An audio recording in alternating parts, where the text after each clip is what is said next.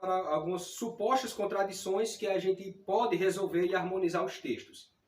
1 Coríntios 7, versículo 6, que foi o texto que foi citado, né?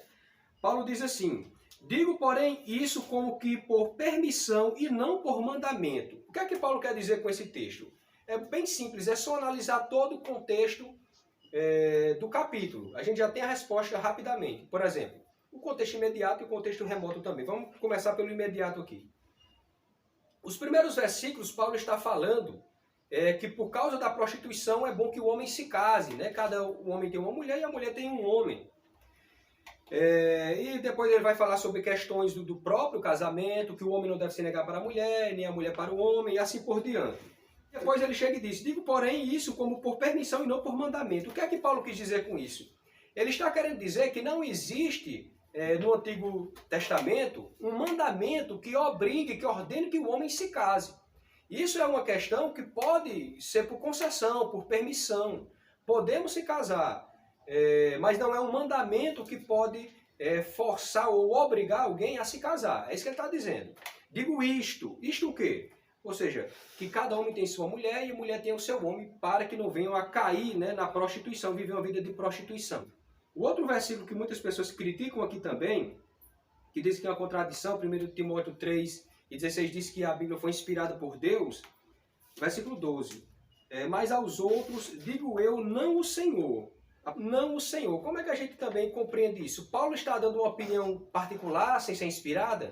Em primeiro lugar, o que ele está dizendo não quer dizer que ele não está inspirado aqui. Até porque no finalzinho do versículo, do capítulo, aliás, Paulo diz: será, porém, mais bem-aventurado se ficar assim, segundo o meu parecer, e também eu cuido que tenho o Espírito de Deus. Ou seja, o próprio Paulo está dizendo que está falando pelo Espírito de Deus.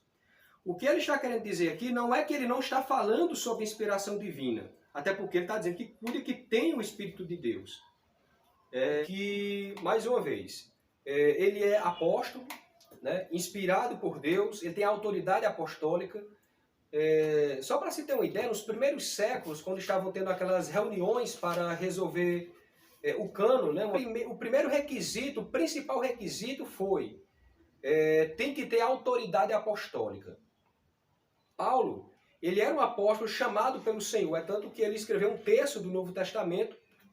Então ele tinha autoridade para dar mandamento sob a inspiração de Deus. Então o que ele está falando aqui é inspirado pelo Espírito Santo.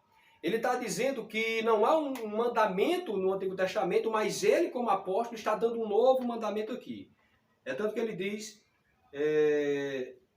digo eu, não o Senhor. Ou seja, quando ele diz não o Senhor, é porque o Senhor não havia dado esse mandamento nas Escrituras do Antigo Testamento. Mas ele agora, como apóstolo, ministro de Cristo na Nova Aliança, ele estava aqui dando esse mandamento pela inspiração do Senhor.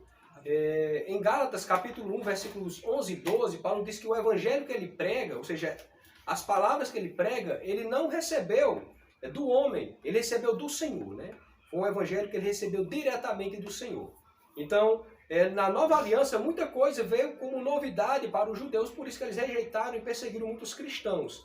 Então, e isso é muito interessante, porque quando você vai ler o versículo 7, vai dizer assim: porque quereria que de todos os homens fossem como eu mesmo, mas cada um tem de Deus o seu próprio dom, um de uma maneira e outro de outra. Exatamente isso, né? Ficar solteiro, ele disse que tinha o dom de ficar solteiro, né? Mas nem todos têm, então ele faz a aplicação na sua própria vida, mas isso não quer dizer que ele não estava sendo inspirado pelo Espírito Santo, mas que a vida dele era a prova, a evidência de que ou você poderia casar ou também ficar só, que não haveria problema. E já no versículo 25 do mesmo capítulo vai dizer assim, ó: ora, quanto às virgens, não tenho o mandamento do Senhor, dou, porém, o meu parecer, como quem tem alcançado misericórdia do Senhor para ser fiel. Ele está dizendo que ele dá o parecer dele, por quê? Porque ele alcançou misericórdia do Senhor.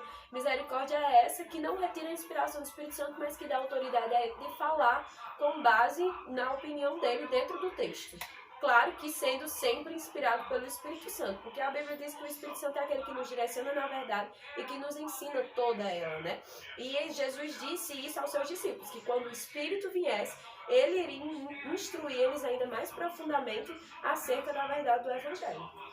E esse versículo já lança luz aos outros também, até bem melhor aqui mesmo, né? Ora, quanto às virgens, não tem o mandamento do Senhor, né? Ou seja, Paulo era um homem que recebeu várias revelações de Deus e tinha o Espírito de Deus e a autoridade apostólica para escrever doutrina. Então, ele diz que não tinha um mandamento do Senhor, ou seja, Jesus não tinha dado um mandamento a ele para transmitir à igreja. Então, ele estava dando o seu parecer, porque as Escrituras não falavam, né, acerca disso no Antigo Testamento, e o próprio Cristo não falou pessoalmente a ele, porém, de acordo com a necessidade da igreja, ele como apóstolo e representante de Cristo, ele estava dando o seu parecer.